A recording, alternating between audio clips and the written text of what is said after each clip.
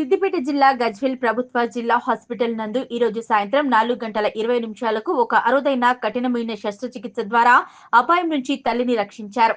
ఎర్రన్నగారి ప్రవీణ భర్త గణేందర్ రెడ్డి, గ్రామం వేములగట్టు, మండల్ తోగుట, ప్రస్తుతం నివాసం గజ్వేల్ హౌసింగ్ బోర్డులో నివసిస్తున్నారు. వివాహమైన 4 సంవత్సరాల తర్వాత పిల్లలు కాకపోవడం ద్వారా ఇన్ఫర్టిలిటీ ద్వారా గర్భం దాల్చింది.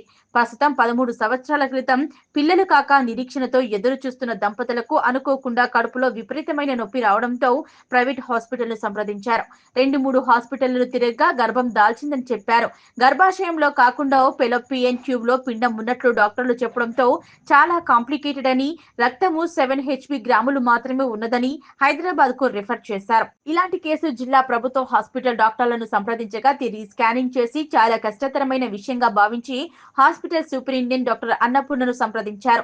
నేనున్నాను, మీకు శస్త్రచికిత్సకు సిద్ధం చేస్తామని శస్త్రచికిత్స చేసి 500 గ్రాముల రక్తపు గడ్డలను ఫెలోపియన్ ట్యూబ్ల నుంచి తొలగించారు. తల్లి ప్రాణాలకు ముప్పు వాటిల్లకుండా ఆపరేషన్ విజయవంతం చేశారు. ఇంకొక ఫెలోపియన్ ట్యూబ్ లో కూడా వీక్ గా ఉందని, మళ్ళీ గర్భం వస్తే తల్లికి ప్రమాదమని పిల్లలు కాకుండా ట్యూబెక్టమీ ఆపరేషన్ కూడా చేశారు. ప్రస్తుతం తల్లి ఆరోగ్యం క్షేమంగా ఉంది. Doctor Annapurna, doctor ప్రణయారెడ్డి, anaesthesia doctor సూర్య, operation theatre assistant Srilatha, sister, operation theatre సిబ్బంది పర్యవేక్షణలో శస్త్రచికిత్స విజయవంతం చేశారు. అనుకోకుండా గర్భం దాల్చిన ఫెలోపియన్ ట్యూబ్ లో రక్తపు గడ్డలను తొలగించి తల్లి ప్రాణాలకు ముప్పు వాటిల్లకుండా రక్షించడం జరిగిందని డాక్టర్లు తెలిపారు. ప్రాంతాల్లో మాకు ఒక కాంప్లికేటెడ్ కేసు వచ్చింది. అమ్మాయి పేరు ప్రవీణ, వైఫ్ ఆఫ్ గణేందర్ రెడ్డి, తోగుట్ట నుండి.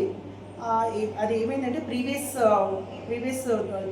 G2 రెండో కాన్పు. ఇది మొదటి కాన్పు 13 ఏళ్ల కింద ఇన్ఫర్టిలిటీ తీసుకొని పాప పుట్టిందట. తర్వాత తనకు కాన్పు కాదని, ఇక కాన్పు కూడా వద్దు, అంత భరించలేదని రెండో అనుకొని మానేసింది. కానీ సడన్గా తనకు తెలియదు తను ప్రెగ్నెంట్ అని.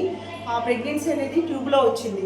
ఆ ట్యూబల్ ప్రెగ్నెన్సీ ఆమె నోటీస్ చేయలేదు. 2 days నుండి తను చాలా సివియర్ పెయిన్ అని కంప్లైంట్ చేసుకుంటూ 2-3 హాస్పిటల్స్లో తిరిగిందంట, ప్రైవేట్ హాస్పిటల్స్లో.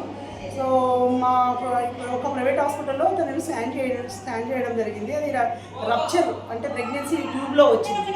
పక్కన ఫెలోపియన్ ట్యూబ్స్ అని ఉంటే ఆ ట్యూబ్లో వచ్చింది. ఆ ట్యూబ్లో మినిమం ప్రెగ్నెన్సీ అనేది 4 to 5 weeks 6 weeks వరకు నిలవగలదు. తర్వాత అది బేర్ చేయలేదు. ఆ ట్యూబ్ అనేది ఆ లెంత్లో ఉంటుంది కాబట్టి వేడియాక రప్చర్ అయింది.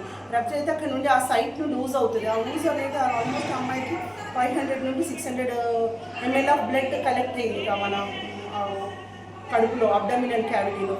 సో 2 ప్రైవేట్ హాస్పిటల్కి తిరిగితే వాళ్ళు కొంచెం కాంప్లికేటెడ్, మేము తీసుకోము అన్నట్టు తిరిగారట. వచ్చి మా హాస్పిటల్కి వచ్చారు, MCH గజ్వేల్ హాస్పిటల్కి వస్తే మా అమ్మాయిలో అది చూసేసి మరి మేడం మనం తీసుకుందామా, మరి బ్లడ్స్ కావాలి అవి ఇవ్వంటే అరేంజ్ చేయమని చెప్పి మేము ఈ కేసు చేయడం జరిగింది.